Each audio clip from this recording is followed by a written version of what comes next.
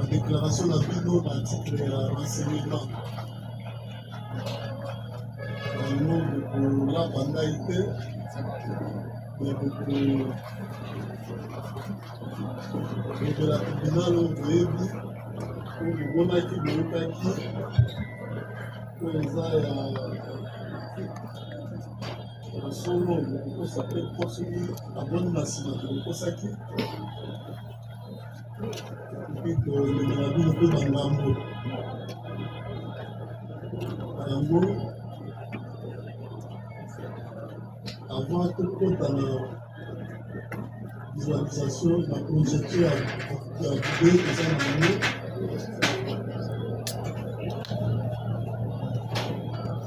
comment les équipes positionnées de ainsi que nous positionnés de nos mains en 2000 à avancer depuis le cabinet c'est parlementaire que nous avons gagné la première fois dans le premier.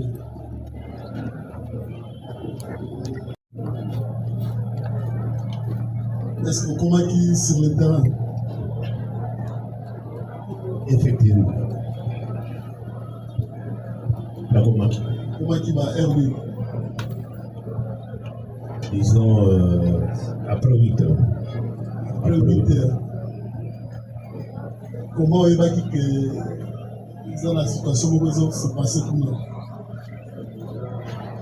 Comme bureau d'union sur la zone de source nangade à Ibsena que on connaît, Nazana bureau. Atenga on connaît. La victoire, ma sasi, les obètes, est-ce que vous avez informé? Na ABC jusqu'à là, na ABC tout ça, oui, bisanga et les Camerounais, mais les apports de Cameroun. Quelques minutes après, voilà, bureau Zawabi. La base, état-major, la task de sorte, ça, la base logistique centrale. Et puis, après, bisanga, mon colonel, ça ne va pas. Masasi ezobeta awa na victoire eza lokola likambo moko ezali na Robank mais soki okomi ekozala bien po yo moko osacquérir na situation. C'est ce qui fait que connaissant le terrain, je vais prendre une moto. Je ne peux pas être je prends une moto. C'est en tenue civile. C'est bien aux animaux. Nazwi moto ngai moko juste moto azali koconduire. Oui, nakomi na l'école bayosenga Robank na komeli na nsima ya Robank. Effectivement, nakomi sur le terrain et il y avait des tirs nourris d'une façon directe aux un champ de bataille. Alors, à rassurer que les alliés n'ont niveau à Robank. Alors, la cause de Mopanzi à Robank jusqu'à ce qu'elle a accédé ce qui est là. Par exemple, le Mopanzi à partir de Oyawana, bien à remarquer que les patrouilles à patrouille. Au Bazaki na task force parce que Bazaki a fait une patrouille d'amour. Alors, suite à cet événement, il y a convergé qui une partie de la main sur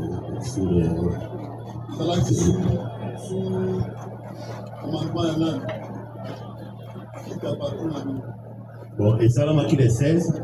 Dès qu'on a oublié la patrouille, ça change chaque fois. Il n'y a pas toujours.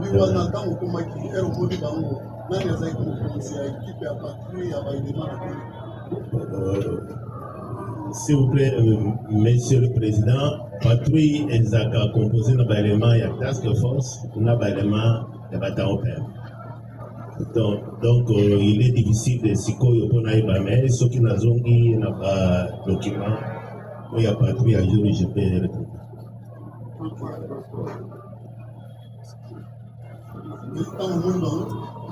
Oui, et finalement, hérité Bazaki Libanda Wana, et on a remarqué qu'aucune unité n'osait entrer. Avec aux oser entrer. Alors quand nous nous sommes organisés pour entrer, parce que ce qui nous intéressait, ce sont les tirs. Les tirs à l'intérieur. Nous sommes organisés, on les a pendant une année. Ngai na quelques éléments dans le son. Il y a task force. Sans eux, Ce sont pas soldats, il y a Molongo, mais si ceux qui l'ont fouillé, je vais le faire. Parce que ceux qui ont besoin de s'organiser comme il y avait des tirs. Hypothèse de l'ango, il y a braquage dans Kachaba, mais les tirs viennent de l'intérieur. C'est l'hypothèse de travail. Donc, bien sûr, il y avait aussi des tirs à l'extérieur, mais ce qui nous intéressait plus, ce sont les tirs qui sont à l'intérieur. Alors, quand on s'est organisé, les unités amis Obazaki, Pembenika, ils nous ont vu en train de nous organiser. Ils nous ont accompagnés pour pénétrer à l'intérieur.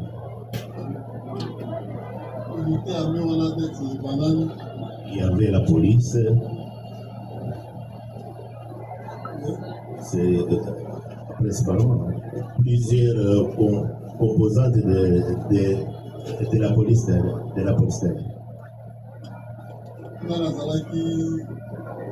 Chef Nagano, à un moment où Azaki était imparable. Ngai nabengaki bango te. Et d'ailleurs, à mon niveau, je n'ai pas encore travaillé na bango. Mais quand ils nous ont vu prendre la décision d'entrer, plusieurs éléments de la police nous ont accompagné à nous. Sans identifier les prix gradés parmi bango. Où il y a beaucoup de choses à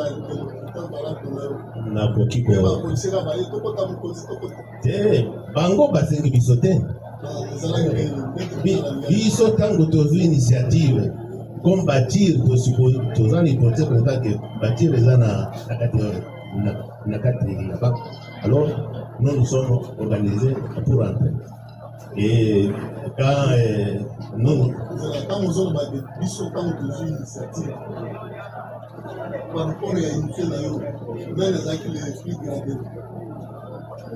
Et nani dans une initiative tout compte. Élément, ils allaient qui n'a commandant sous ensemble. Monsieur le Président, à travers ma fonction, j'essaie d'éclairage. Quand nos unités, mes unités, mon unité se présentent à un endroit, je dois être en mesure de récolter les éléments essentiels d'information et transmettre.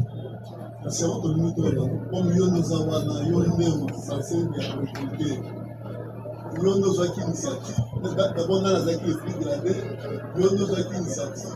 Le commandant nous suspect à une unité. Nous avons été gradés aux Alakinaï. Nous avons été des suspects. Ceux qui n'ont fouillé le rôle, je peux retrouver. Le rôle de la patrouille à jour. L'initiative est l'ultime. Ngaïnde na lobiboy. Au lieu de bisoyon malibanda, moi je trouve pour bien renseigner ma hiérarchie, entrons pour voir exactement qu'est-ce qui se passe.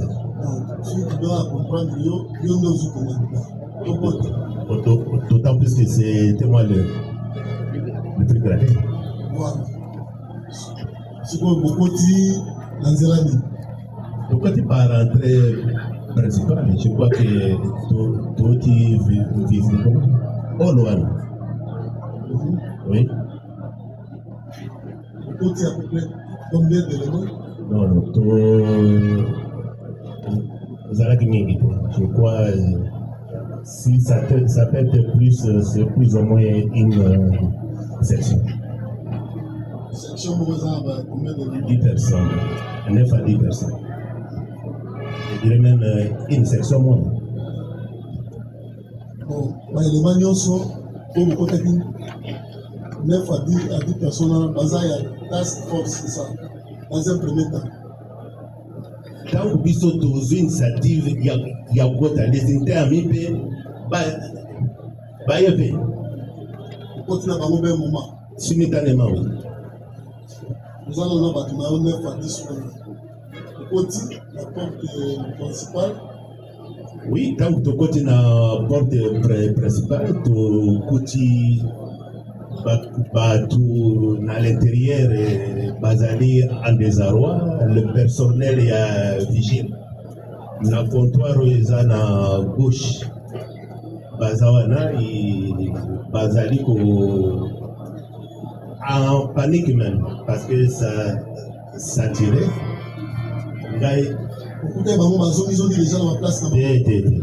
Ils étaient debout. Bazaki debout de mutuna eliboso na tunango ezani. Bakoye bisangai mokonzi tozomona awa ezali ba attaquer biso. Ezali mwasi moko alati noir na mobali mususu azali nzoto mike pembe. Oui. Quand on a eu ces premiers éléments-là, alors notre plus grand souci était d'abord de maîtriser le tir. Qui tirait? Quand on continue à kati, batir les na kati, mais batir les alibanda. Mais c'est parce qu'on a déjà la kati, batir banda pour yo kawapi. Libanda ou bien la kati. L'essentiel des tirs est Zaki Libanda. Mais à un certain moment, nous avons attendu quelques coups na kati. C'est à ce moment-là, quand nous battions sur Bakoti, le premier travail était de maîtriser ces gens-là parce que nous avons supposé que ceux qui tirent à l'intérieur, ce sont eux. Tant que tu bandis Kolukanakati, à un certain moment, tu vas écrire Yeyo Azaliao. Monsieur le Président, c'est une masse de militaires à l'intérieur de la banque. Il est juste difficile de savoir. Et Azawapi. Quand on dit crier, Azalaki na hall d'entrée, Tobimi, Tobandi Kofouye. Nde Kiane Azaliao. Alors, Nakopusana, pour ne pas dire Tukupusana, Toki que moto a passé message à ça au côté de Bianeri. Alors, par élément nyoso, va converger dans la carte. Parce qu'on supposait que Azana arme, dans l'état de faiblesse où il est, il peut faire nyoso de façon instantanée. Élément belé va se converger dans la carte. Ndé Sani. En ce moment, on a dit que Bobi Misayawa. Mais c'était plein de dames. Plein des éléments. Les éléments qui sont entrés à l'intérieur. Et il faut Bazanangai. La police. La police. Oui. Police je n'ai jamais travaillé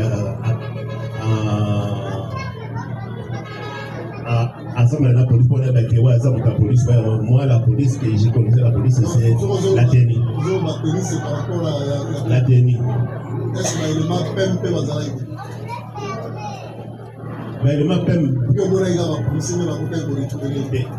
quelques-uns étaient avec nous, mais à l'intérieur de Bianderi, ce que moi j'ai plus remarqué à ce moment-là, c'était les éléments de la police. Il n'est pas exclu, bien sûr. Bobby Misayewa, parce que j'avais dans ma tête que Azali armé est mis en position de faiblesse, il peut réagir autrement. Na poussali na entrée wana. Na gâte par le Bobby Misayewa. Et comme ça tardait na poussali, ça tardait pourquoi? Parce que vous avez juste le noir. Monsieur le Président, je vous dis que le monde, une bonne partie des policiers s'est rué dans cet enclos-là. À peu près combien? Mais c'était plein dedans. Quand vous dites plein dedans, tu peux voir l'effectif au moins à combien? Une bonne vingtaine, trentaine. En majorité, ce que je peux dire en majorité, je n'exclus pas qu'il y ait une possibilité que mais ce qui était visible d'emblée, c'était les éléments de la police. Bobby Misayewa, et comme ça tardait, la pousse quand j'ai tourné, Denamoni va pousser na moi entrée. C'est à ce moment-là que Gaï na simbi de la bas na col, na bimisie na traîné, tina entrée à Olwa. Quand vous bimisie,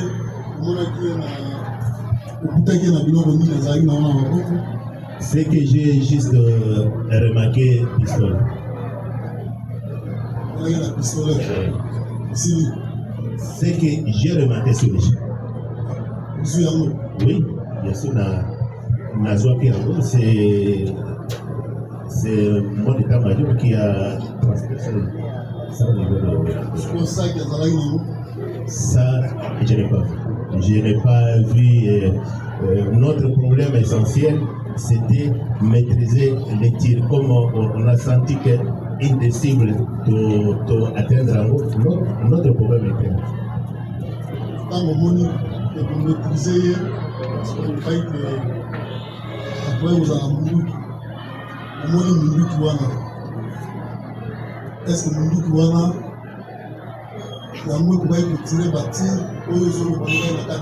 négatif, c'était juste jouer en plastique.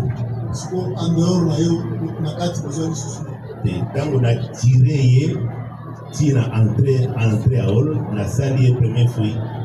À ce moment, directement, nos amis de la police, je dis la police parce que je les ai dit en tenue, bâtaient mes notes. Quand vous allez faire, monsieur, et là, à part pistolet et loco société. Vous avez un téléphone. Je n'avais pas remarqué. C'était la première fois. Je n'avais pas remarqué ça. Ok, vous avez un colonel, brigadier. L'élément de la task force. Comment vous avez la carte, il y a un élément dans le train, il y a un besoin de la police, et surtout que vous voyez que vous avez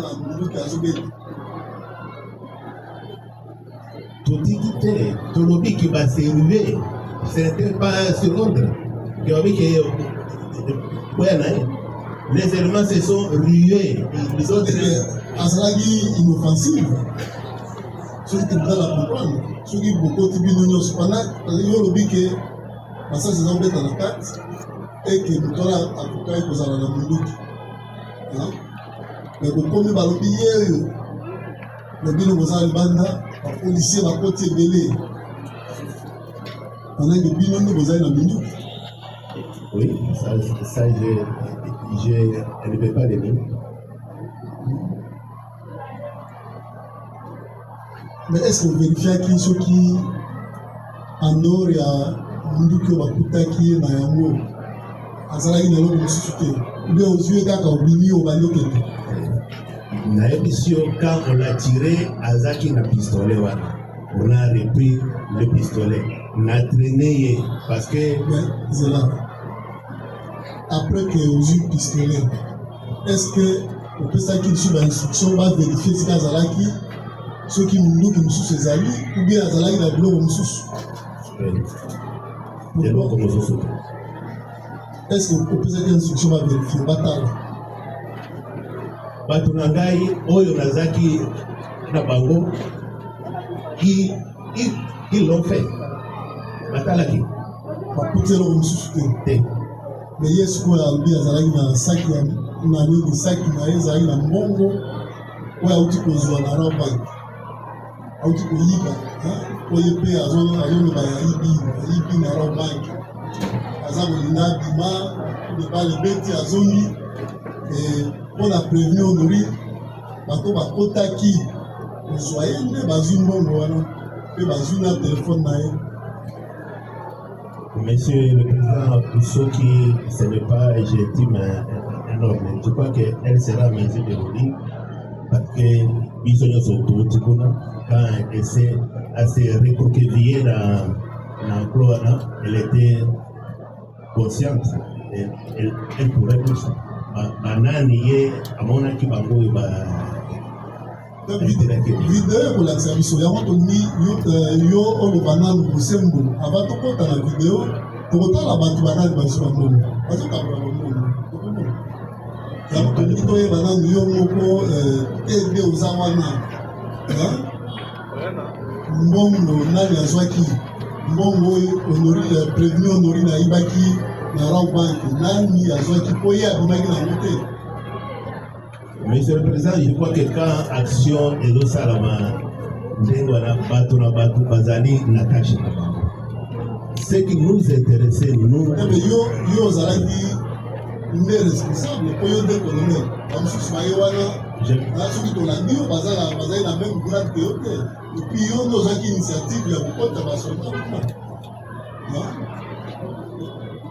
Si vous êtes dans la ligne, initiative wana ozwaki ya kota ya soda ozwaki yango na ordre ya nani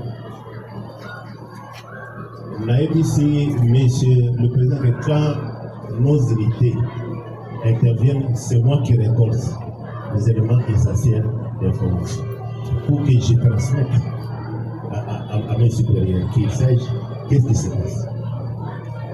Quand j'étais le seul truc baladé, j'ai plus compté de ça parce que je vois mal la troupe de la police en personne. Initiative ya Okota yo. Siko beaucoup na date. Quand on dit nani yo azali ko za police azali wana, ozi oyo omona ki mo police te. Yango olingi toye basko nani oyo babotola mbongo oyo prévenu honorine ayibaki na rabank même kuna ya criminal. Monsieur le Président, nayebi sûr que à mon niveau, je n'ai pas eu cette chance de travailler plusieurs fois avec les éléments de la police. On a identifié qu'on a dans la chef, on a dans la troupe. Ça, c'est là. Nous sommes sur une petite place wana. Les espaces à mourir le les espaces à mourir place à Bombanaki. Na banda na mwana esika bazozwa mbongo lokola $10,000 na 28 millions de francs congolais basoda bakoti bazozwa loyinde kozala yo td agent ya renseignement colonel oza wana oyoki ata eloko moko te ke awa mbongo ezozwama nayebi si parce que la video ezolakisa bambongo ndenge ezozwama. Monsieur le Président, nayebi si ntango toyoki mongongo yeyo azali awa wapi toki awa topusani na bianderi wana maintenant il y a une ruée des militaires siko bonaki bango te nde bazwa mbongo soko ozali banda yo moko boni ba prostra oyo eza na so ozali banda tebe bazobima no eza te bakoti kuna babivandisi te ngai moye babimi une fois pour toutes namona bato bazobima na babongo miso na ngai Mon acquitté que Bazobima, je sais que j'ai juste remarqué, mais Bobby Misayawa, ça a pris du temps. C'est ça que je n'ai pas entendu ça. Ce n'était pas dans une ambiance normale. De toutes les ça tirait aussi. Pour le monde dans la vidéo, mais Tony a prévenu Honorine à réagir. Marambo, colonel, le PD à lobby, ils ont la place à possible. Merci votre honneur. Mon place à lobby, à votre là, on a dit le beaucoup, les places sont correctes. Pour l'air d'avoir qui n'a été qui a beaucoup pamba. Ainsi même pas mon dos.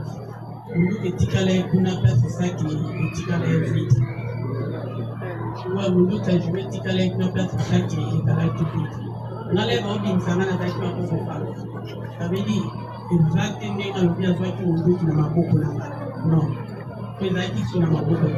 Jouer mon dos qui a joué pour lui. C'est pour ça qu'ils allaient là. Et ticalé qui peut qu'on appelle la batamaki. Est-ce que vous l'avez dit? Nous avons rappelé la aide. Non, la compétition de la maki. Déjà l'air n'a bien maki. Dans mon bimé na kati ya mwana. Nane ya mbaki mtandusu. Bazalaki ebele déjà d'abord avant babimisanga banyata kina nzoto mobimba po baowelela bango tumbo bango nyonso bazalaki wana bafanda owelela babande koganga ye moyibi apres bazoganga bazowelela mbongo nyonso azalaki wana azwaki mbongo azwaki parti pris na ye sikoyo soki bato akati bazwaki mbongo bato bazalaki na banda place wana bakoyeba te ke bato na kati bazozwa mbongo. Bien sûr, parce que dans la qui m'a gueulé les macaques. Où est la mbongo? Oui. Oh, pesangapé, yo, oh, m'a gueulé les macaques. Et des autres m'a gueulé loin de la mbongo. Pesanga et pesanga. Monsieur le Président, Naïsio, clairement, puisque tout Poussani, Bobi Misaye, ça a pris un peu de temps pour dire que Naouga Kebazo Kabalambo, ça fait. Et j'ai souligné, c'était dans quelle ambiance? Ça tirait et aussi la masse. On a et puis ça va bon, ça. Ça, je l'avoue. Même il a commandé unité à la police. Monsieur le Président, on a reprendre les data de la même chose. Je n'ai pas eu la chance de travailler avec d'autres amis. Cependant, on a commandé unité à peine. Oyo monaki, vous avez la carte ya Sika Mbongo Zomaki. Tangu na binisi na traîné na sali premier fruit. J'ai fait le rapport à ma hiérarchie. J'ai dit que non, on a trouvé la dame qui a dévalisé. Ok, désiré là. C'est à ce moment-là que non, je sais pas. Commandant va tomber à Zékazéma. Tu me donnes le temps dans la nature, le lit, quand on me comaki, le signe d'enseignement que ça la voix si beaucoup, quand on va le mot aux autres. Affirmatif. Quand on besoin est secours. Et quand TD, est-ce que pour chaque banquette, d'ailleurs, pour pouvoir retrouver le bal ou le bac à l'autre? Absolument. Besoin qui est? Quand on a sali premier fruit, nos amis de la police, on a sali premier rapport, na bimiona na bandi komata parce que on a eu l'hypothèse qu'on prend la religiosité nos mouvements. On est sans plus de dire c'est que tout azali l'économie. C'est ce qui a fait que nous avons progressé. Est-ce que vous retrouvez avec nous? Négatif. C'est-à-dire que tant que Mati Nicolo, et puis on a positionné, on vu mon côté. Si on a bengi la chipote a appris mon MVDR. C'est-à-dire que quand vous êtes en face à l'ennemi, il faut que ça nature, volume, dispositif, attitude. ce que nous semblons avoir comme première conclusion, à part moto moko na to zomona bato moto mosusu te. Tala na nsima na yo moi bato mosusu ya banovimba baza wana nsima bavigile wana na bapolisier wana omonaki bango teke bazalaki na yo esika ona retrouvaki esika oto retrouvaki parmi bamiyibi wana omonaki bato bakangaki na ye bapolisier mibale na bavigile mibale. Identification faciale, je ne peux pas le faire, mais pas tout y a tenu au thème. Parce qu'ils étaient paniqués au même titre que le personnel dans certains clients. D'ailleurs, c'est en train d'abusonner et permettre qu'il y ait évacuation là-bas. Parce que vous allez dans le terrain, vous pouvez être dans la carte. Ceux qui ne l'ont pas dit que le monde de l'île, alibaki na bapolisier elongo na bapolisier na bavigile oyo oyaki na ozali na bavigile parce que je n'ai pas vu cette tenue parmi bato baseriaki na kora policier oyo yango nalobi reconnaissance faciale ezalakasi me à l'uniforme.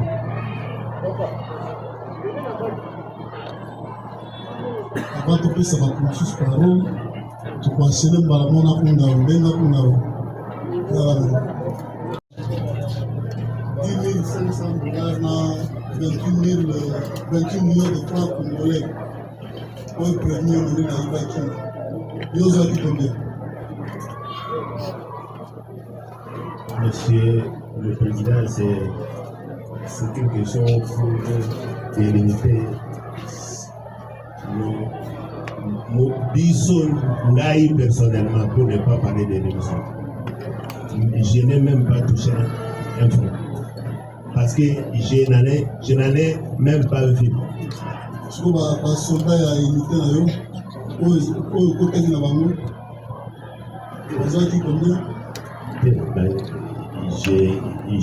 ne peux pas dire que ma unité va mettre dans le côté de combien. Tu peux parler dans la vidéo. C'est ça qu'on a eu dans le micro. Capitaine Kunga. Présent. Nous posons qui dans la banque de Cologne. Nazalaki na banque. Nous comment il a demandé. Toza na bataillon na commande.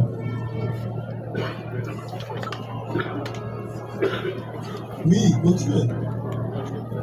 Ok, na kaso asima kaso mpe po tosa comprendre. Na commande. Namoni téléphone esonné.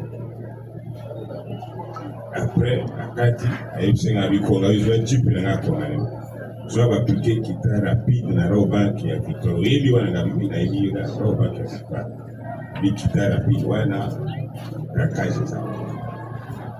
Na bimi nazwi 4 éléments nali kobouge na yo kiso babengi nga 4 éléments nana te nakonda comme temps namosi komanda ye moko komanda bataillon ateli namoni komanda yeyo azwi asukona bagarde corps ne nyonso akiti na jipe eyebisi nga bino komanda rezo abi ngai moko nakende e à ce moment jipe so etondi so bagarde corps na badaki ngai nazalaki na nsima tobimi na jipe tozwi triomphal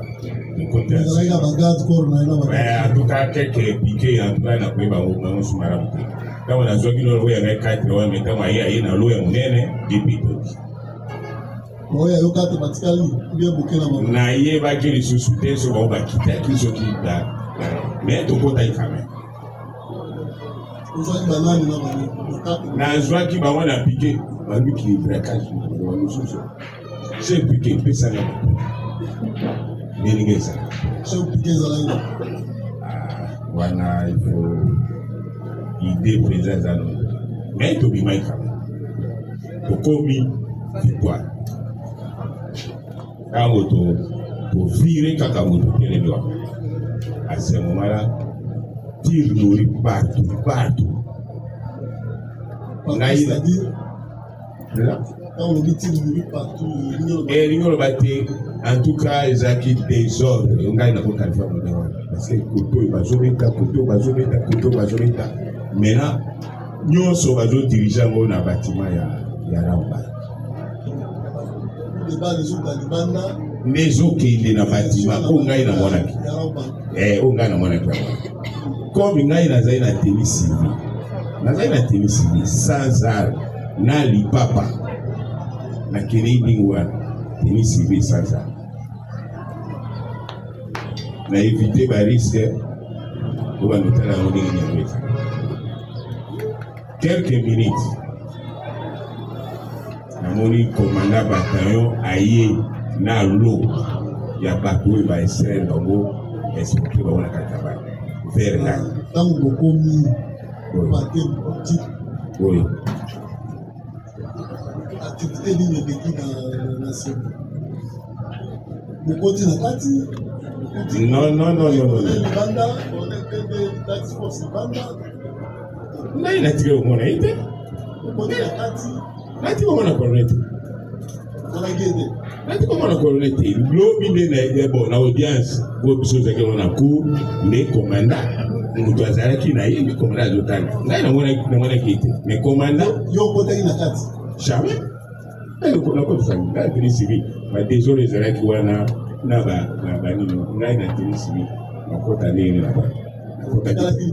Natikali libanda mais nazwaki bato na banke oyo babimaki komanda zwi bango aye na bango vere nga mpasi ayebi esika atikaki nga wana abi matisa bato na jipu kene wana ka azalaki namoni bato ya Raobank balati bapolo oyo ekomami Raobank namoni bato mosusu bazali servi oyo bazali na bambongo déjà les batouana nombre est à 18 mais na mati on a moto na jeep on a mati na tuni commandant parce que la population zo pour ça la population zo pour ça même na biso to esika na zara kola to komi dans les sécurités vie full one est vers biso parce que c'est pas la plein est tango babinisi honorine na tati.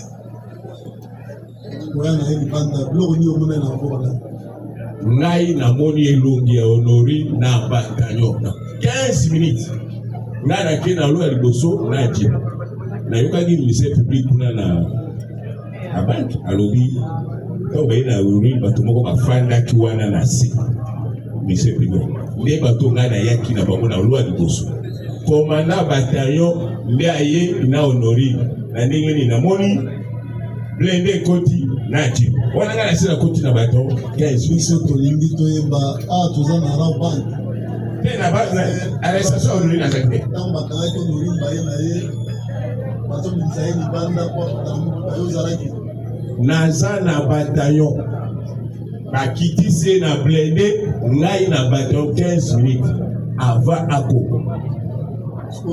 téléphone na ye na de prévenu onuri nani azalaki au présent, nous sommes dans le premier jour. Nous avons surpris deuxième audience. C'est de là où nous avons baillé na Tchangano. Agent chef Tchangano, nous avons qui occupé l'association interne. Nous avons même lobby dans Boutou, nous avons qui au sein convenu que Tokutana na Raobank ndenge tuyaka mardi passé walongule beta tozalaki na yokanaki ke tokutana kuna so kusisi kuna tulukela na kalufungu ngai lokola ya pembe na prison na profitaki na jeep escort oyo eyaki kozwa honori nde na yaki na yango voilà na audience deuxième audience na moni baye na Tchangano nde na moni batina téléphone na mesa nde wana na audience nde na koyoka ke téléphone oyo eza ya honori na ngai personnel ngai surtout soki apatanga téléphone wana epai ya Aisha Sek amundala disaki no nalokotaki téléphone kuna eke téléphone wana tianga na botolingaki et Aisha Sek toujours conditionnel na yokwala za information wana biso nataka kaka na ujasinde toujours le amundala aye kotuna ye tianga Aisha Sek amundala tuna ye tianga no eke tianga na mona bi a ekomisere ukola bakangaki bato baza na région utamie nazwa telefone wana nakina tika wana région mbongo okili mbongo oyo prévu honori nayibaki komo kabonaki na bataillon pembe ezalaki banani baye na honori na kutinga na bataillon ye baza présent soki ayeki na mbongo ayebi te na présent aye na ye bakutinga 15 000 nasi na bimaki na banki na lwa liboso bakomi na yosi na komanda bato aya parce que azoya na bato mosusu aye na banani aye na bato ebele entre autres bato wana na honori sikozela okendeki na komanda bataillon banani bakotaki na komanda bataillon na kati ya raobank question komanda ya oyo oyebi ozalaki na yeno non banani bakotaki na ye nazalaki ne na makambo ya banki te nazalaki ne na village awa touti tovire kaka tosuki wantipitelewa vi batiri wana toprotege notre se protege wana ngai natikali wana mais komanda wana nakoloba ngo komanda asalaki mouvement na baelema yende akutanga oyo oyebi ezalaki banani bagarde corps na ye entre autres neti nani na nani batiangano Kamenga nani sule kino na Busani bato wana ni bazaki équipe na mobimba équipe komanda presque complet ya gari équipe ya komanda oui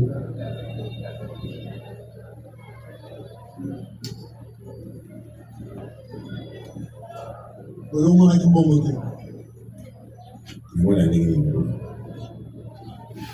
nini opération soki opération ezala omonaki ndoki boni oyo babima nango na kati opération ekomi bavers naloba soki ba 15h 16h tozongi soki deuxième fois tokendeki na bato tozongi lisusu awa tozongi ngai mpe na bali komeka ofuye parce que ntango tozongi mena tokuti ke non vraiment tire ezali so ndenge ezalaki te lokola bacriminel bazalaki na kati na mpe na bali koluka information na bapolisi na bao bazalaki wana na ba po toyeba ngai surtout na bandi oluka nayeba soki balokotaki ata dui na kati ya bana personne otuna awa ese soki ata dui awa te asi balokoti dui na kati ya baki te eloko te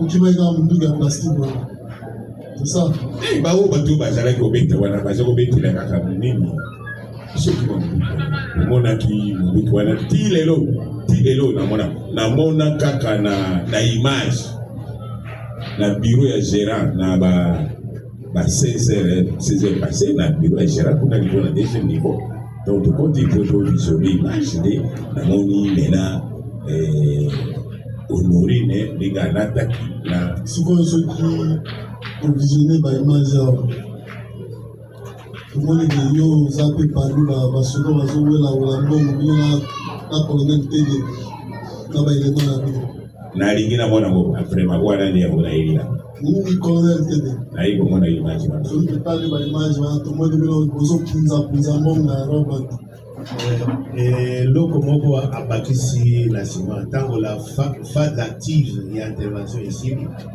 je crois que nous s'est retrouvés dans le bureau ya gérant parce que nos amis de la police ont demandé de faire la fouille.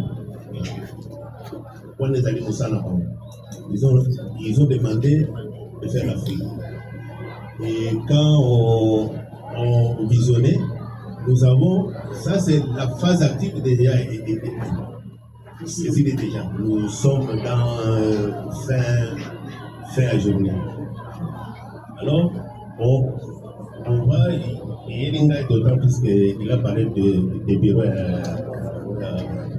on est en train de checker.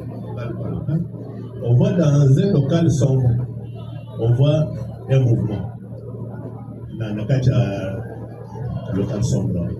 C'est à ce moment-là, on a demandé c'est quel local. Indiqué puisque je crois que c'est même bien un personnel là qui nous a conduit jusqu'à là. Et là, on retrouve un élément avec l'argent. Un élément de task force. C'est bien. Je crois qu'il est en arrestation chez nous. Oui. Oui.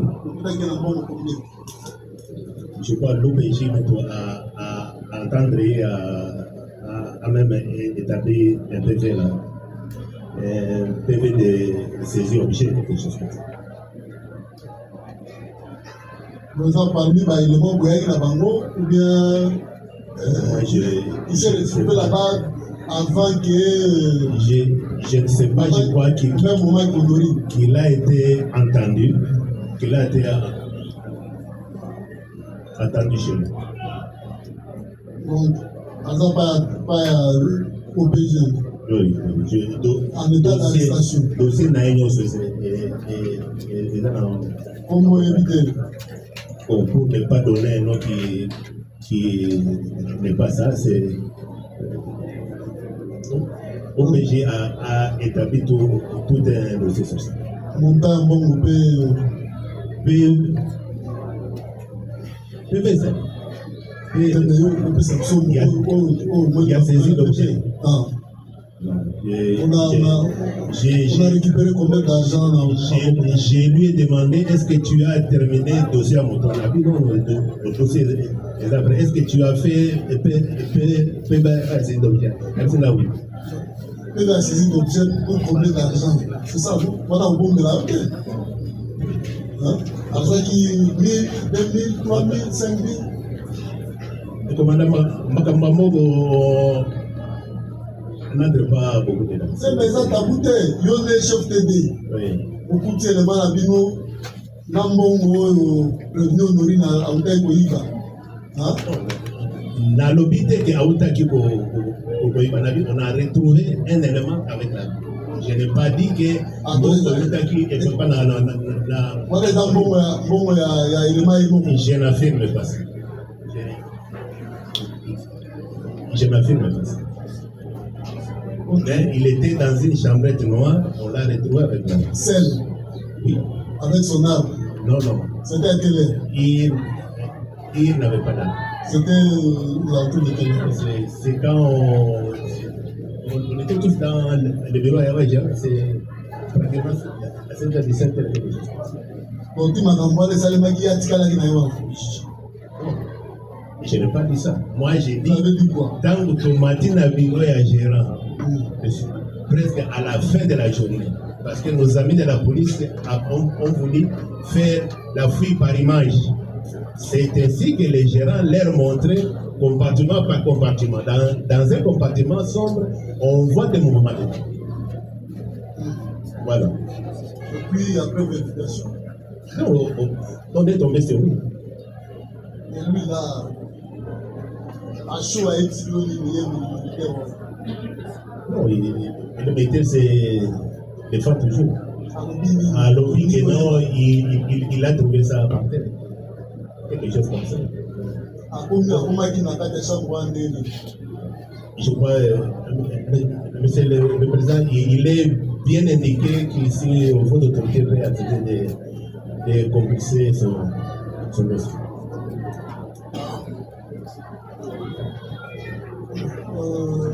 Tribunal à l'IAM. Au gérant Sambaki, à part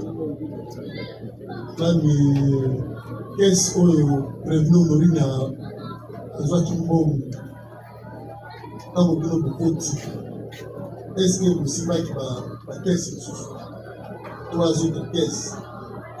Ça ne faisait pas partie de ma mission. Mais parce que ozalaki wana banani omonaki oyo basidirigeaki vers bakese wana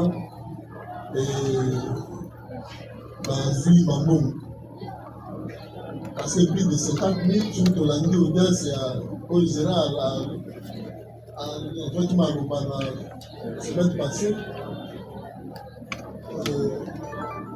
Après Théodorine na Libi bateka kolakiro ezalaki baagent oyo bakutaki. Moi, déjà, de commis 17. Madame, si vous avez des questions de précision, des observations faites par rapport aux déclarations de ces deux renseignements. Merci pour la parole, Monsieur le Président. Nous sommes tellement édifiés que nous comprenons certaines choses qui se passent ou qui se sont passées. Le TD Task Force, ils reconnaissent être transportés après que sa source est renseignée. Il est parti sur l'ordre de qui? Vous devez savoir. C'était descendu sur la moto, seul, en tenue civile, tel qu'il est là. C'est sur l'ordre de qui il est parti à la banque. Monsieur le Président, parmi les tâches d'un SD ou bien TD, consiste à renseigner son unité quand cette dernière est en action. Donc, et aussi savoir informer à temps réel, plus ou moins, ces autorités de ce qui se passe. C'est ce souci-là. Quand on m'a dit que ça tire sur Victoire, il y a des tirs denses, et je m'informe, on me dit que non, il y a la patrouille de la task force, patrouille mixte avec les éléments de peine, se sont dirigés aussi à la. Donc c'est vraiment le devoir de pouvoir s'y rendre. Est-ce que vous avez pris soin d'informer votre hiérarchie que vous êtes en train de faire un mouvement? Ils savaient. Elle savait. Oui, on a. Monsieur le Président, nous avons lu les preuves.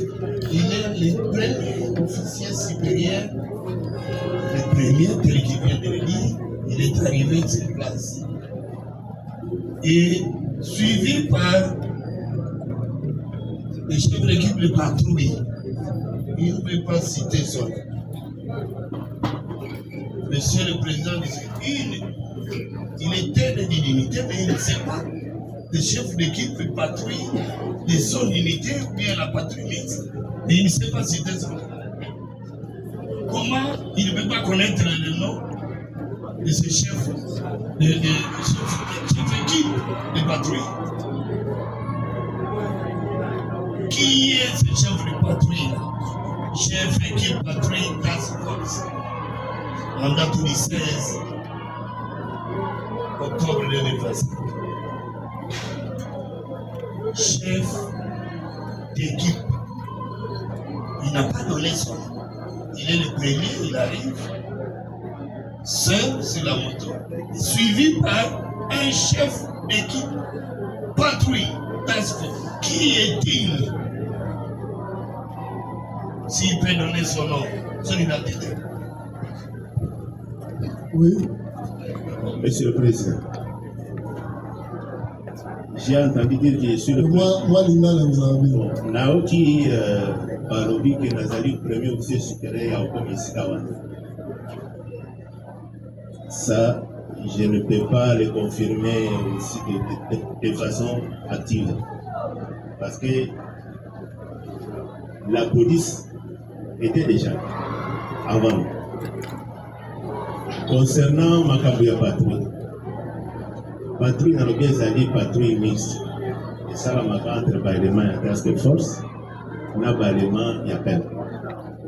Et dans l'organisation, il y a des éléments de perte au regard de leur connaissance. Bango te bachaka bango lokola patron. Mais moi, je ne connais pas tous les éléments, tous les cadres de Madame. C'est pour cela que j'ai dit, si vous le permettez, quand je vais compulser le rôle de patrie, je serai en mesure de vous donner le nom. Monsieur le Président, nous venons d'une descente effectuée à Rabat. Nous avons vu le lien de la cachette de la prévenue Honorine. L'espace est trop exigu. Et on a sorti, on a dit qu'elle est ici, la dame. On l'a sorti. Et lui était où? Parce qu'il était déjà dedans. Des tax force. Il était où quand on a sorti? On a sorti Honorine de cette cachette-là. Nous venons de les voir. Il était où? Oui, vous allez voir. Monsieur le Président, nous avons fait au Lobangwawa, Tango Balobi Azali Awa, biso tout sani na extension ya Bianderion, na porte, juste na porte, na lobi Bobi Misayao, première fois, et Zumangonga, mais David Bobi Misayao, c'est à ce moment-là, après avoir crié, Ndenamoni, Bazali Kotindikaï. À ce moment-là, comme ça tardait, les éléments de la police, c'est ce que j'ai fait à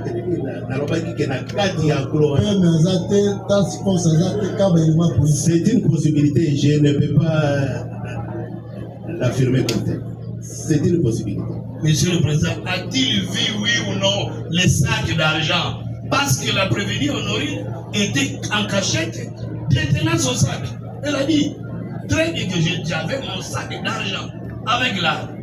Et à quelle occasion le a-t-il vu l'arme et l'argent? Les deux choses. J'avais mon argent. Oui, j'avais mon argent. Les deux choses-là. Le TD, vous avez vu dans quelles circonstances? Oui. Une arme à côté et l'argent, les sacs, les deux. Négativement, je n'ai pas vu ni les sacs ni l'argent. C'est quand les éléments les tiraient. Les sacs et l'arme, les deux choses qui accompagnaient la prévenue Honorine. Je n'ai pas vu les sacs. Moi, c'est juste quand on l'a fait sortir, quand on les tirait, elle avait à ses côtés ces jouets-là, c'est tout. Je n'ai pas vu les sacs, je n'ai pas vu l'argent. Et ces jouets-là, c'est quel jouet? C'était un jouet d'arme. Donc vous avez vu l'arme, vous avez vu ce que vous appelez jouets, ces jouets par lesquels la dame a utilisé cette arme-là, ces jouets-là. Vous l'avez vu, et vous avez vu les jouets, mais vous n'avez pas vu les sacs d'argent. C'est ce que vous voulez dire au tribunal. Je l'affirme, quand on l'a tiré, à ses côtés, il y avait cette arme-là. À la porte même. Ce n'était pas que j'ai fait un ou deux pas à l'intérieur, non?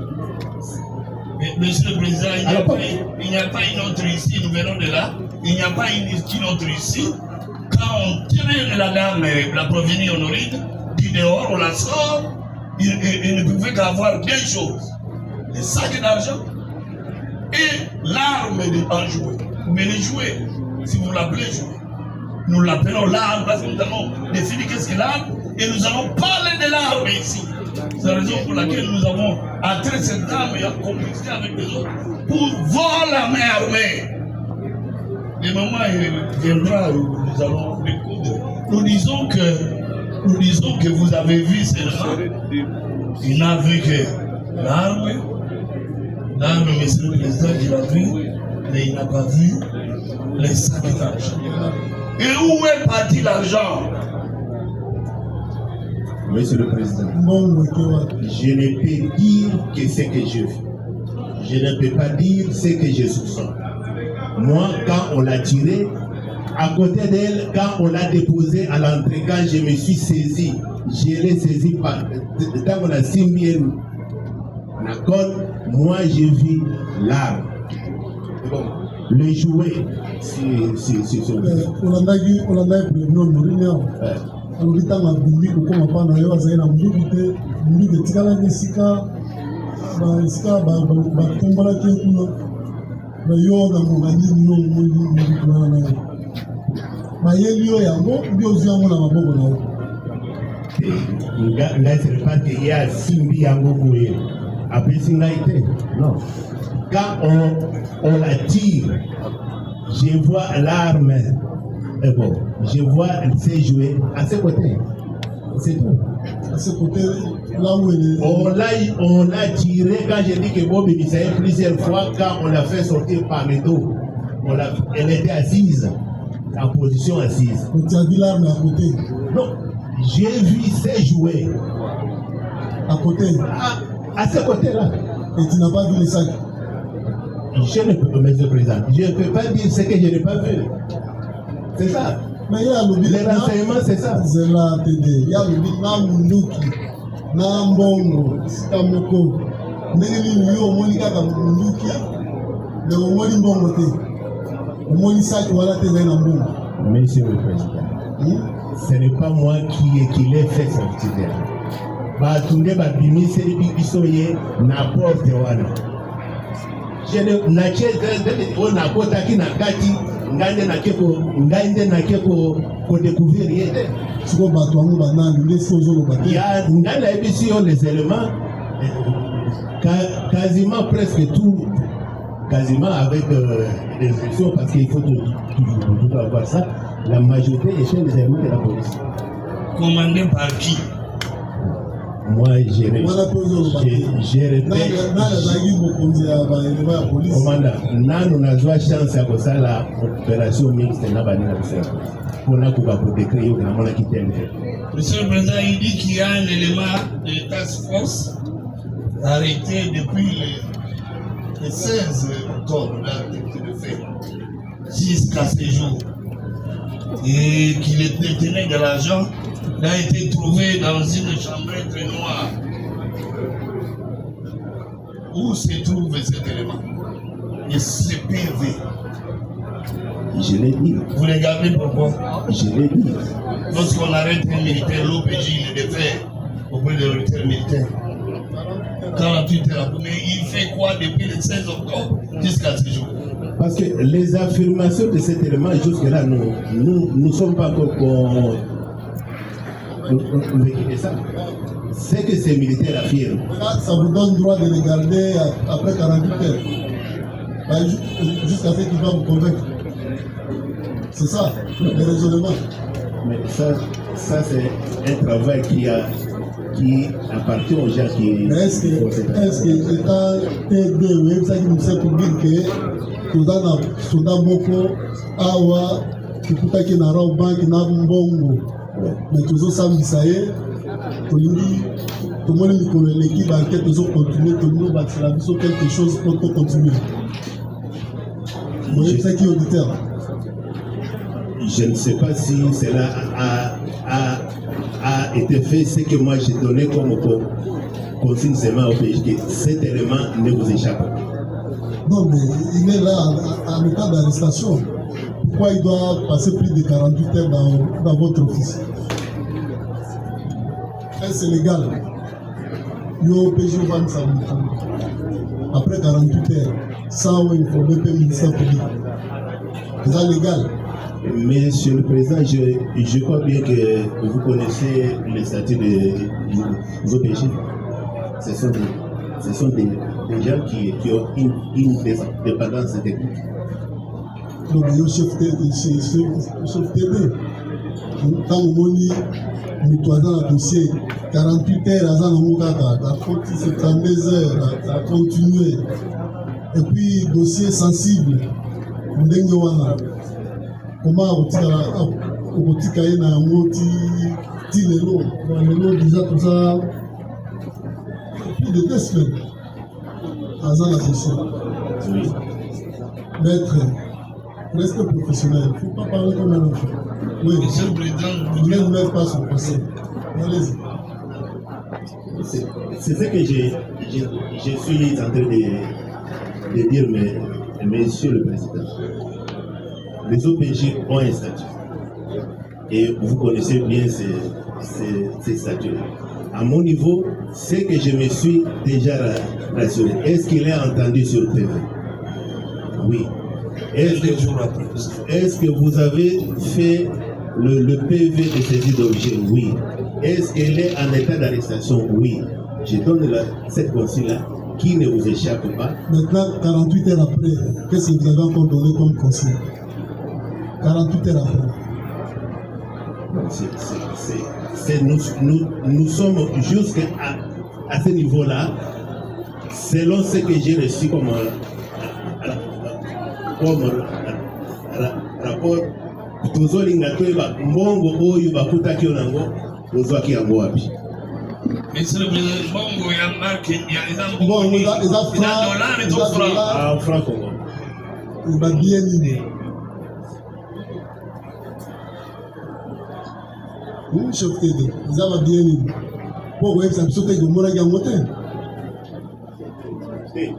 Tango il a été Tango Bazouaki, je sais tout simplement que ce sont des billets en francs.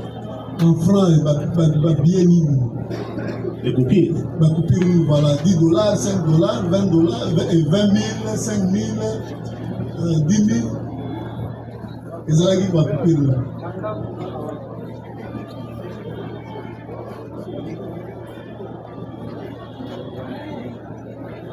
Pour t'aider.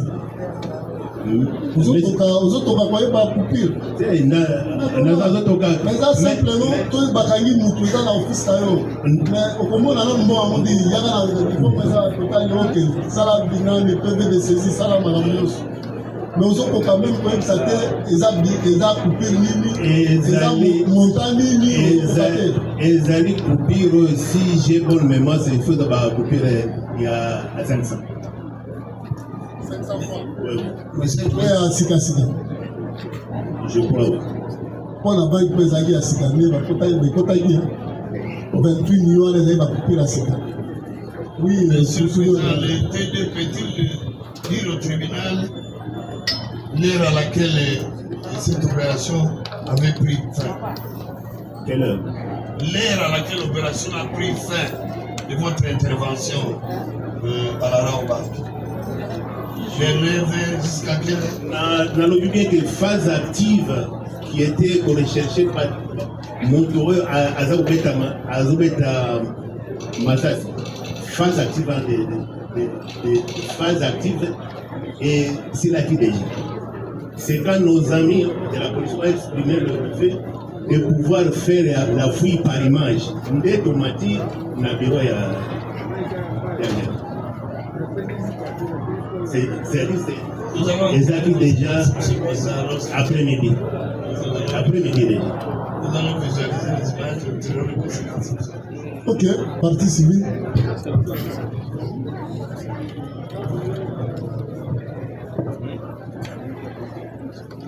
Merci beaucoup, Monsieur le Président.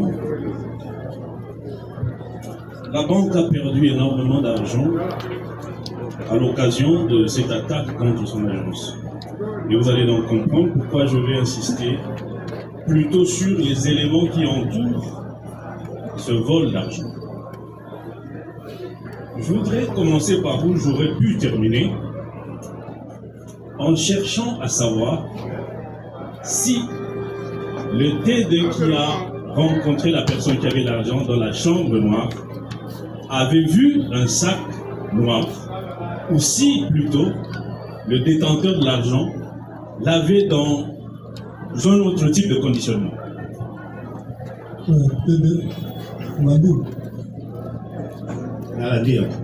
Élément wana oyo ezalaki na kati ya chambre wana mbongo oyo bomonaki wana ezalaki na kati ya sac ya couleur noire ou bien ezalaki na emballage nini oyo ezalaki kati ya saki ezalaki wapi? Si je peux dire sans emballage. Ezalaki quantité nini? Pour montant, tu évites, mais pour la quantité, comment? Au risque de ne pas vous donner Est-ce que un montant exact. au Monaki bon ou au Monaki? Si. Au Monaki? Oui, oui. Combien de bottes à peu près? Oui, on a Monaki, c'était dans des liasses. Combien de liasses?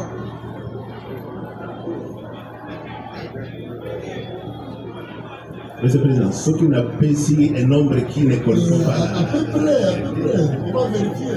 Et ça qui est vrai, c'est. Beaucoup tiennent dans moi, à 6 000 à ma bonne bouée, à 26 à moi,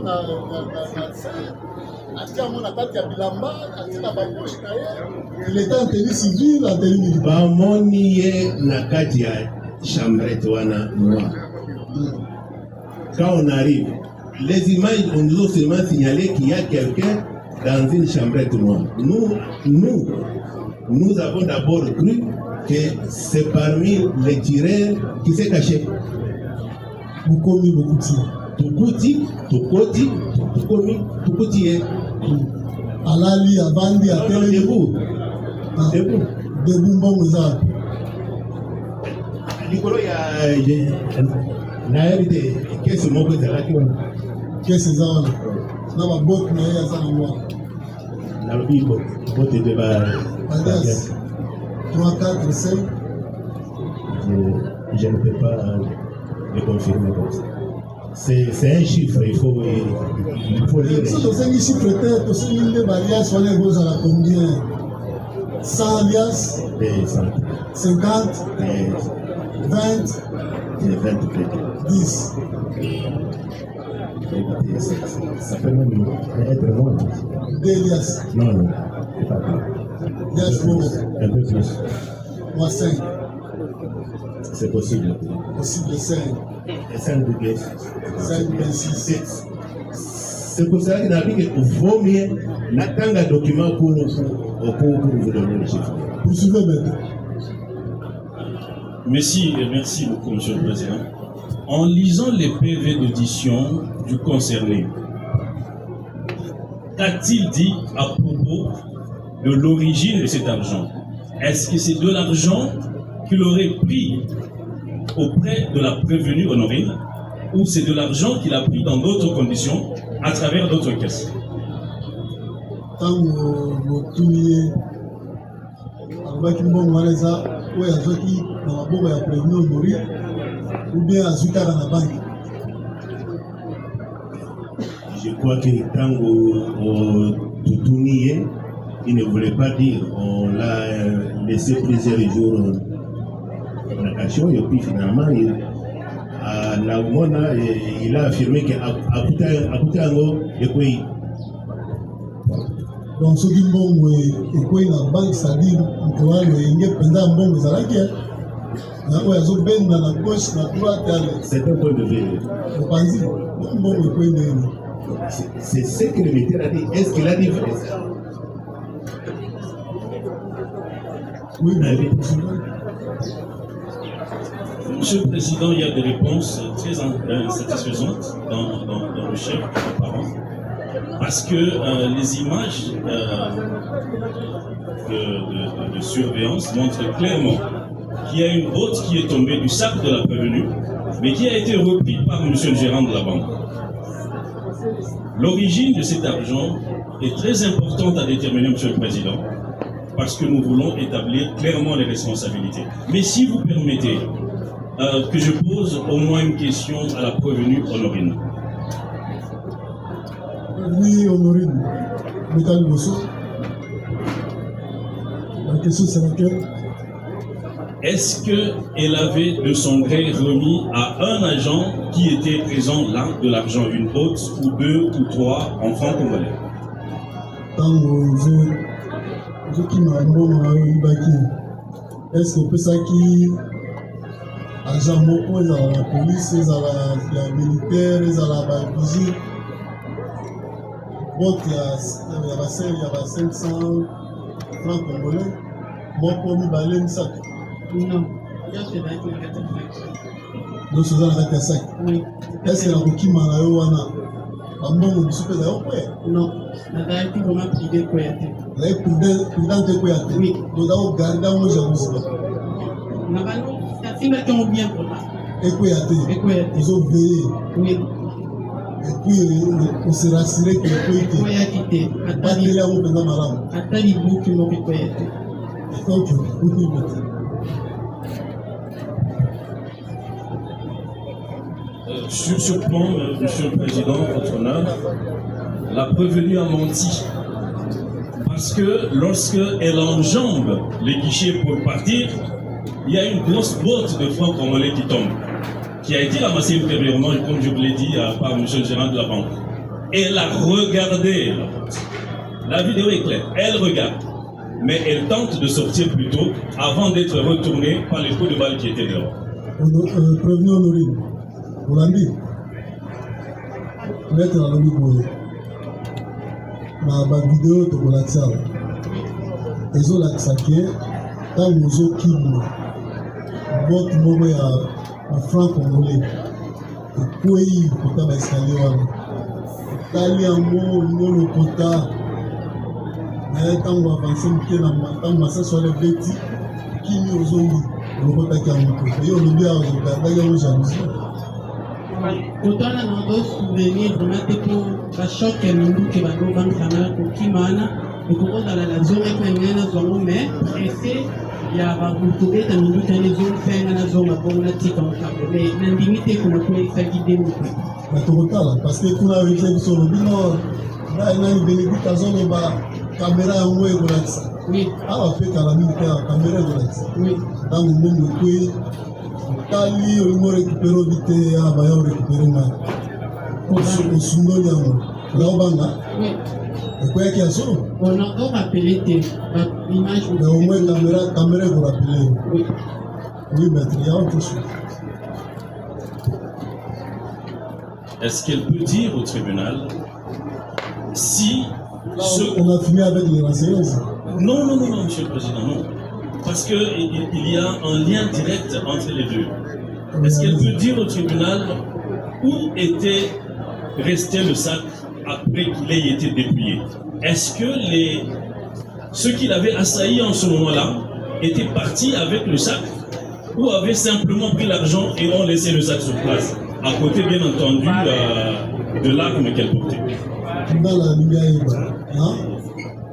ntango talobi yeyo baye bakoti place ozalaki bazonyata bazobotola mbongo sak oyo ozalaki nango bakendeki nango batikaki yango wana na monduki ndale bazwaki na sak nanga na sapat balongolenga na monduki ya joue nyonso etikala ekufa etikali wapi sak na batamaki nambimaki makolo pole maboko makolo sapato sikoyo basoda bakotaki wana bazwi mbongo batiki saki ube bazwi na saki namoni ete moto azwaki mwana namoni ete oyo namoni saki ekomaki vide sikoyo ntango olungwe po obima estce saki etikalaki place ozalaki na munduki ube babimisaki yo nzela moko na saki na munduki sans mbongo lere mbongo esili bazwi ngai saki etikala na seboye apres la boye bakenda ozonga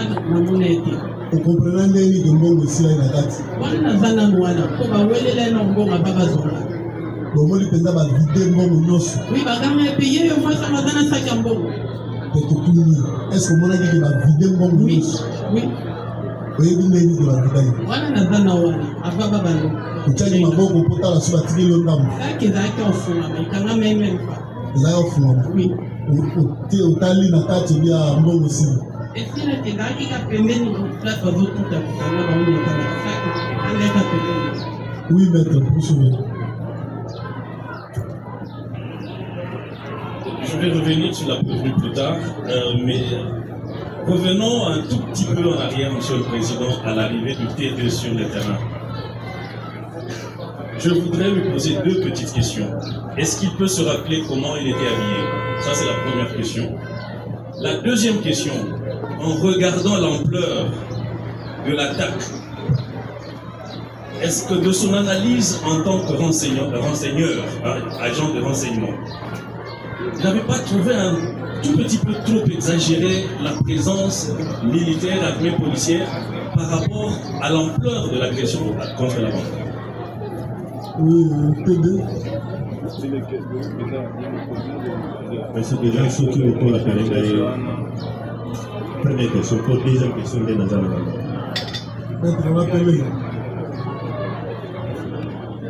Monsieur le Président de la partie civile, Raoult Kessa, voudrait savoir si le comparant peut se rappeler la manière avec laquelle il était habillé à son arrivée à la banque ce jour-là. Voilà. J'étais en chemise, j'étais en civil avec une chemise blanche machin. Ok.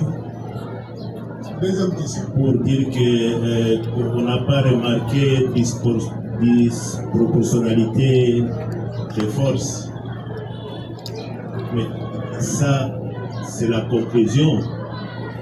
Parce que la cadence des tirs et la densité des tirs qu'il y avait sur Victoire, vous ne pouvez pas dire qu'il y avait disproportionnalité des forces. C'est quand on a extrait la dame, on a cherché les autres acteurs, on n'a pas trouvé, et puis on trouve la dame avec un jouet. C'est à ce moment-là que on a fait ce qu'on appelle chez nous un DDA pour dire que ce qu'on a vu, ce n'était pas aussi important. Mais à l'hypothèse au départ, c'est un champ de bataille en fait. Oui. Je crois que je vais terminer par une dernière question, tenant compte de la réponse qu'il a donnée sur son habillement. Il a dit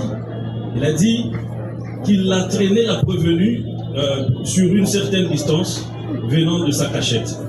Est-ce que la prévenue peut confirmer qu'une personne en chemise blanche l'avait traîné? Et par où l'avait-il pris? À partir de quel endroit exactement, tenant compte de son lieu de cachette et du lieu où se trouvait l'argent et l'arme? On a dit, dans la ligne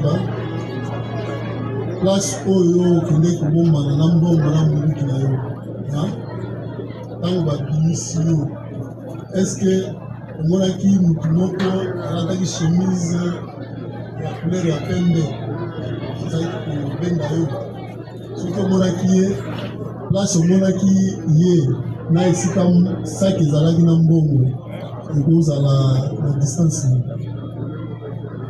nazokakolete na moni ete omonaki mutu moko ya chemise ya pembe deja na miniti ntango bazobendanga babetanga deja na kati nakomai na bacouleur suite obimi na place ebombanaki wana ntango biso mwa libanda wana nazalaki mingi soki nazo-réfléchir bien nanga natiaki na te mpona koprotege lolo oza korefléchir natiaki motu na te mpona koprotege lolo obi oza korefléchir kinani naye oza korefléchir nini koprotege lolo korefléchir koma koprotege lolo po bakofanga mingi te nde oza korefléchir te natiaki motu na te mpona koprotege elolo koprotege elolo ezomisana na téléphone nane micro par télé oui.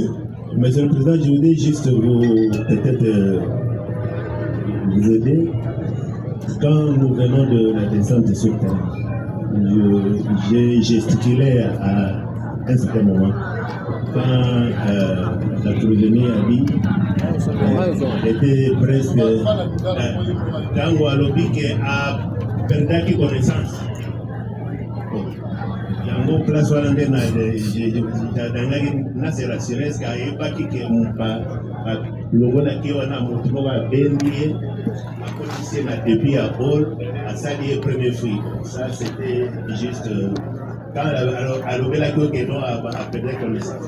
Est-ce que moto afuyaki yo ntango longo place ebombanaki aye na yo afuye atala soki ozalaki na biloko nini apart monduki? Est-ce que vous avez connu ça tout téléphone? Ce que vous avez vu, ce que vous avez vu. Oui, la contrôler pour la bafouille, qui est la poche, qui est la chaussette. Et on va le voler un sapato. On va le voler un sapato pour la place la base à Mati. bakutaki eloko nini mpona nzoto na eloko te à part portable elaki nsima poche à part portable oui sikoyo moto alataki chemise ya pembe wana amonaki mpe portable nazo na tele na motomo te ya portable na sangano akoyeba eza boye no to azwaki portable donc soki tubila ya comprendre yo parmi bato bazwaki mbongo wana moto azwaki portable mpe azalaki oui oui Maître, on a fini avec vous une question, parce que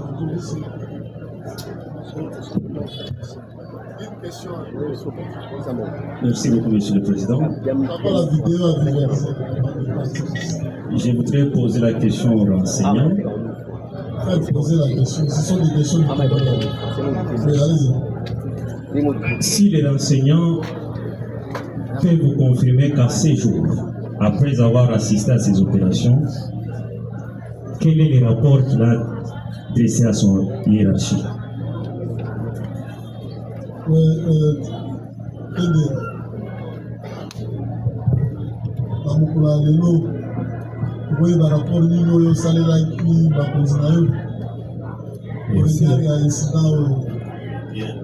Bien sûr, quand il y a le bureau fait des activités comme ça, on donne toujours un rapport qui peut être oral ou bien écrit. On informe toujours les gens. Non, pour dire qu'au 16, il y a eu ça, il y a eu ça, il y a eu ça.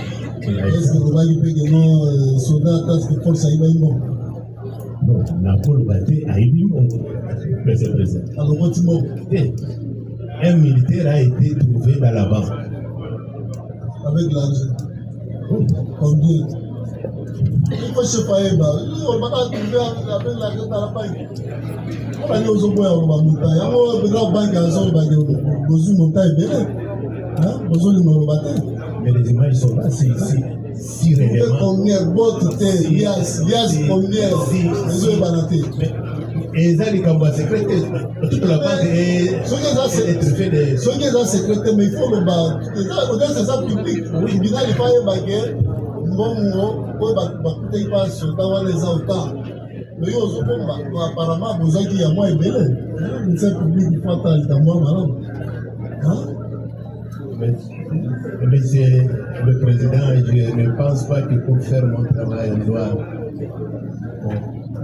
on doit toucher au bien qui ne vous appartient pas. Mais c'était combien l'argent là? Quel est ce montant-là qu'on ne sait pas dévoiler, mon colonel? Vous savez, ils ont dit 20 000 francs, 10 000 francs. Les chefs d'État ont battu montant ou battu. Et puis, on va dire l'IAS ont battu montant ou évité. Si vous rapport à cela, il se faut éviter à Zumbo combien. Quand on a trouvé de l'argent, c'est fini. On a chef on a tout le autre. On a des chefs de l'argent, on va dire combien. Les PV là. Tout la chef de PV. Les autres, la PV, ils ont été pendant que yo chef de nous pour renseigner le tribunal. Mais dans le ministère, moi, ils ont caché derrière ma maman. Voilà. Pour banque, ils ont raison négatif. 4 ans, ils ont buté par le militaire. Négatif. Quand cet argent a été trouvé, tous nos amis étaient. C'était combien?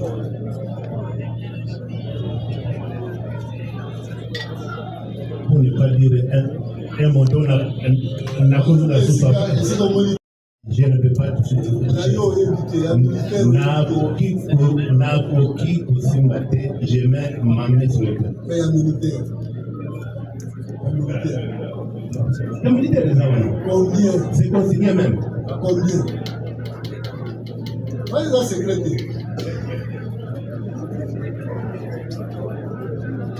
Comment était vraiment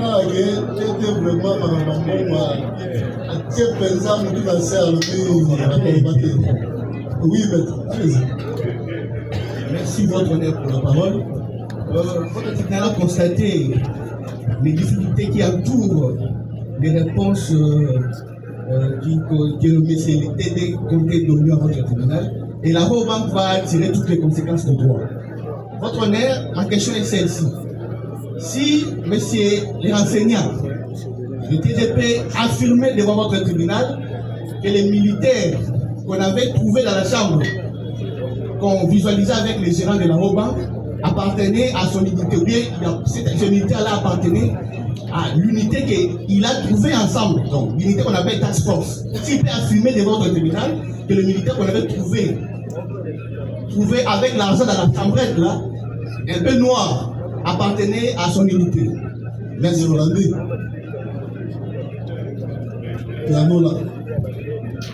Monsieur le président Nazo Kangama Makamba Monta. Mais il n'y avait pas que moi. Quand ce militaire a été appréhendé, nous étions avec les services amis pour la provoquer secret. Mais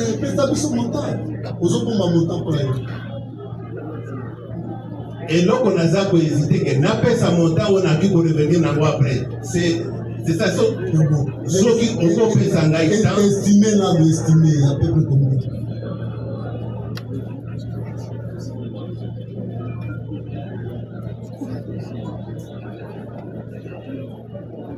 Yes, voilà, tous les 500, il y a 6 cas. Les années 50 000 francs. 50 000. 50 000, 100 billets, 50 000. Je suis un officier de renseignement et je ne peux pas vous certifier que toutes les liasses étaient complètes. Non. Ça ne le fait mais attendez.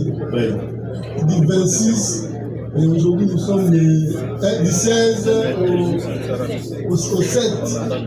Du 16 octobre au 5 novembre. Oui. TD. Vous avez dit TD? Oui. Ah, TD. Oui. Comme le nom vous a combien? Montant est combien?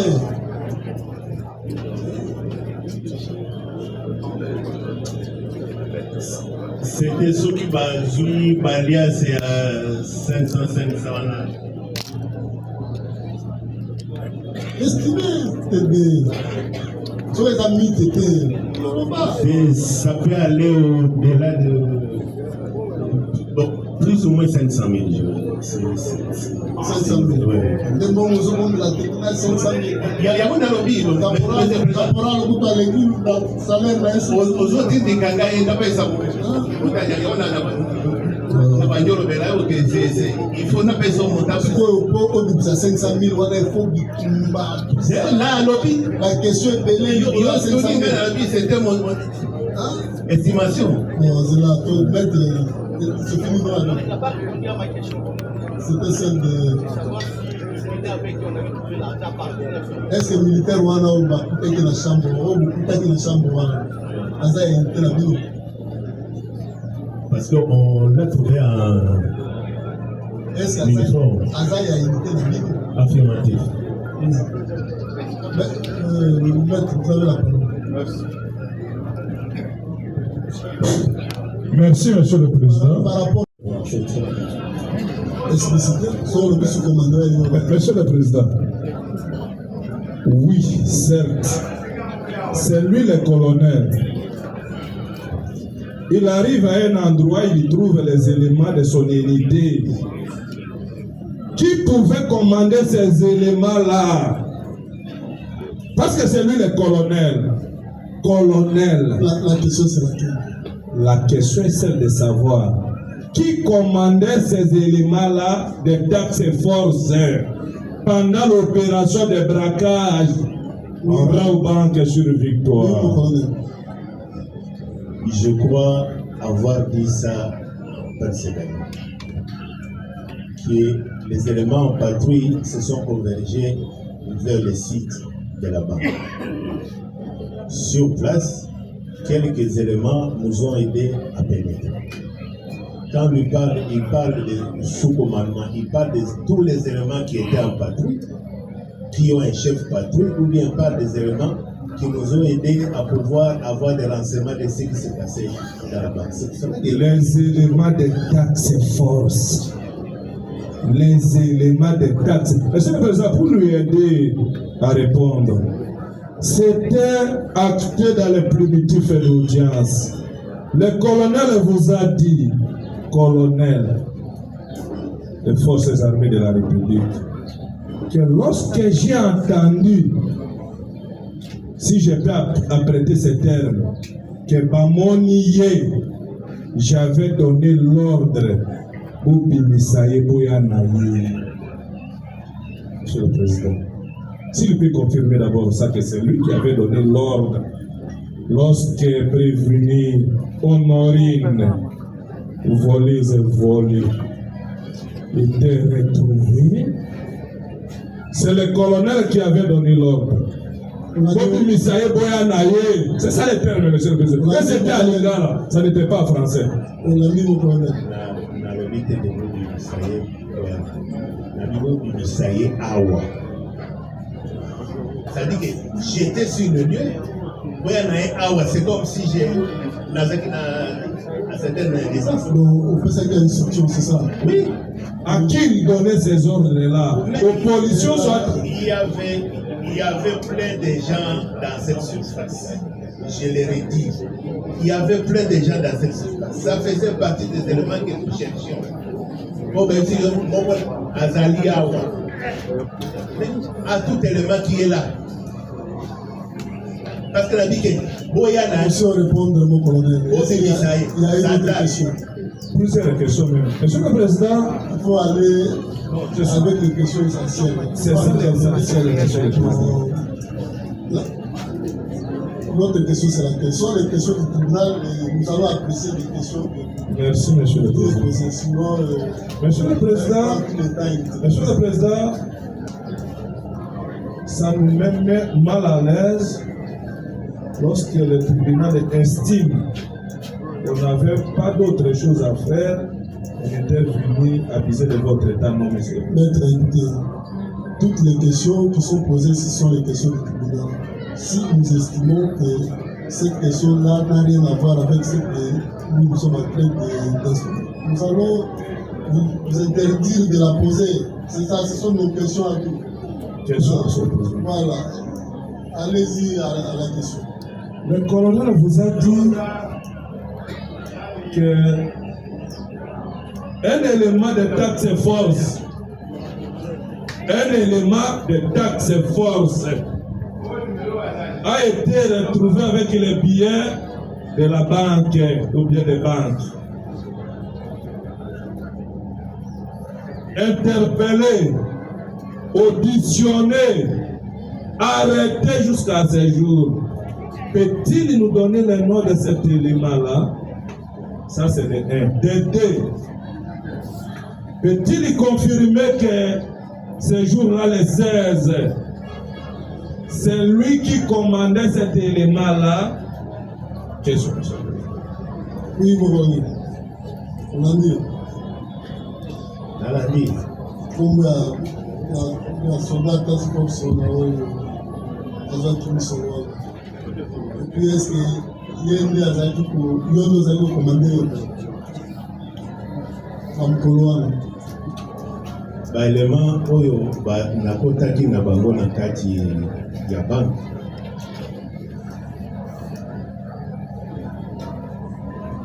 Je ne peux pas affirmer ça.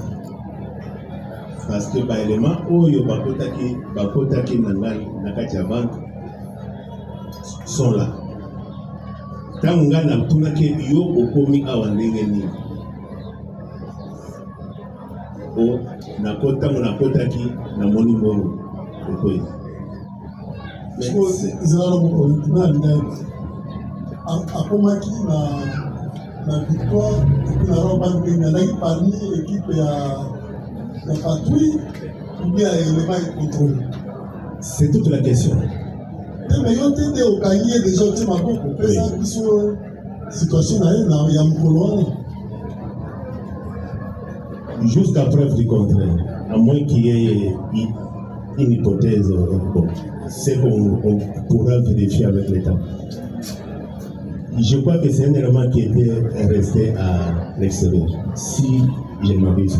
À l'extérieur, il est venu avec l'équipe de la patrouille où il est venu de l'état-major quand on s'est retrouvé là-bas seul. Mais je vous ai dit, monsieur le président, les éléments de patrouille, on n'a pas connaissance nominale de tous les éléments parce que c'est une composition. Après l'avoir écouté, oui. Il a fait chez vous, c'est depuis le 16 oui. Jusqu'à ce jour. On t'a interpellé quel jour? C'est le bizarre. C'est hier. Donc, jusqu'au 16.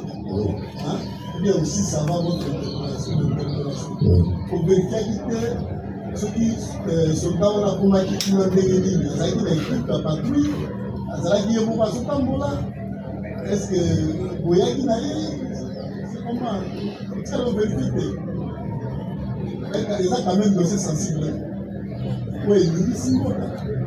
Et que Bakouti, Honorine Bassiba a neutralisé. Mais après Bakouti, soldat Moko a mis dans l'antichambre. Et c'est qu'à mourir, il y a un bon. Mais peut-être qu'il y a un mourir, peut-être pour la situation naïe, présence naïe la place où on a un Yango, je crois que c'est un élément qui était à l'extérieur. À l'extérieur, ça veut dire les quelques éléments qu'on a contactés dans la banque sont là.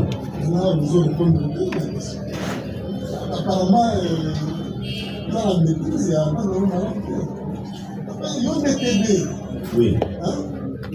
Donc, on les a renseignements et les bossons, ils posent là. Quand on vous dit, ils présence dans la banque comme des. C'est ça? Oui. D'abord, vous avez les éléments intégrés, tout ça. On est en Inde. Il a eu ça. Une fois qu'on vous a dit, avec l'équipe à la patrouille, soit qu'on a eu les camions, les ordres à tout ça. C'est ça, lui on vient à l'extérieur, il venait d'où? Bah, les manières sont basées qui les vendent. Trop pas peut-être la banque, il y a patrouille. Qui était la patrouille.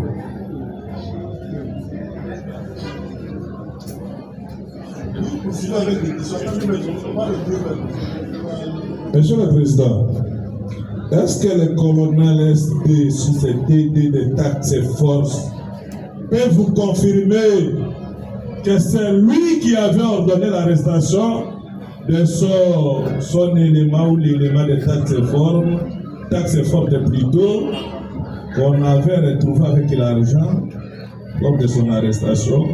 Et c'était où? Si c'est lui, à quel moment c'était où? Si c'est affirmatif, Monsieur le Président, où s'est trouvé l'argent qu'on avait retrouvé entre les mains de ces militaires-là lors de son arrestation? Trois petites questions, s'il peut répondre, pour nous permettre de revenir à la SD des bataillons PEN.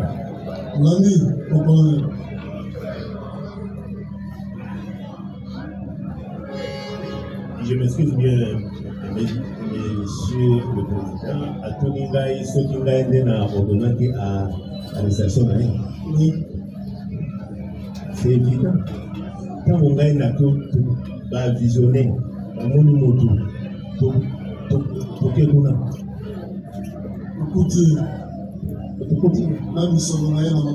Oui. Parce qu'on devait quand même le savoir, non? Bon, déjà, c'est ça. Et c'était dans le moment où il y avait. C'est ça.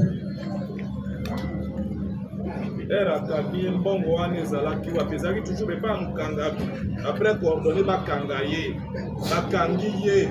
Mais vous êtes pas autorisé à parler de l'INA?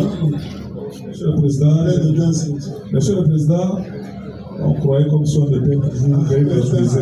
Monsieur le Président, nous voulons, si votre tribunal peut l'enchérir au colonel, c'est lui, certes, qui a eu ordonné l'arrestation de son élément. Parce qu'on l'a retrouvé avec la somme d'argent. Pendant son arrestation, Monsieur le Président, on rappelle au colonel que chaque officier de FARDC est OPJ. C'est ça qu'il peut retenir. Et ce n'est que les OPJ et les magistrats du parquet qui sont autorisés d'ordonner l'arrestation, nos arrestations à nous. Au moment où il a ordonné l'arrestation, parce que c'est un colonel, on sous-entend que c'est un OPJ. Où se trouvait la somme d'argent qu'il avait reproché à son élément? Voilà la question, Monsieur le Président. Oui, mon colonel. Mbongo ezali wapi? Mbongo ezali wapi bien mbongo ezalaki wapi? Ntango opesi likundu bakanga ye nde alingi ayeba mbongo ezalaki wapi? naoki bien te sikoyo mpo nalobi ke soda bakuti ye dans une chambre noire sur un bureau métallique mbongo ezalaki. Mais ntango bakangi directement on les dépossède de nous.